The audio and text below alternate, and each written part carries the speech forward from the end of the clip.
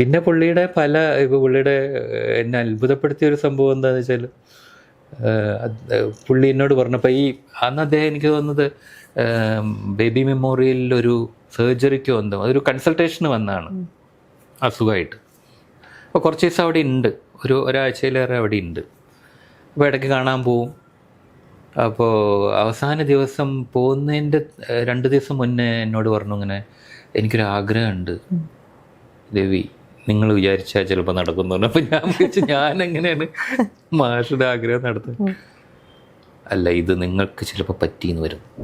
എന്താന്ന് ചോദിച്ചപ്പോൾ ഒളിമ്പ്യൻ റഹ്മാനെ കാണണം, ഫുട്ബോൾ പ്ലെയറാണ് മാഷ്, നല്ല ഫുട്ബോൾ. അതെ അതെ. അപ്പോഴാണ് ഞാൻ അറിയുന്ന മാഷ് ഇങ്ങനെ ഫുട്ബോളൊക്കെ. അതെന്താ മാഷ് അങ്ങനെ? അല്ല, എനിക്ക് 50കളിലൊക്കെ ഞാൻ സന്തോഷ് ട്രോഫി കാണാൻ പോകുമ്പോൾ റഹ്മാൻ ഭയങ്കര പ്ലെയറാണ് അയാൾ. എനിക്കന്ന് ഞാൻ ONV ഒക്കെ കളി കാണാൻ പോകും. അപ്പോൾ ഞങ്ങൾക്ക് അന്ന് തുടങ്ങിയ ഒരു ആരാധനയാണ് റഹ്മാനോട്.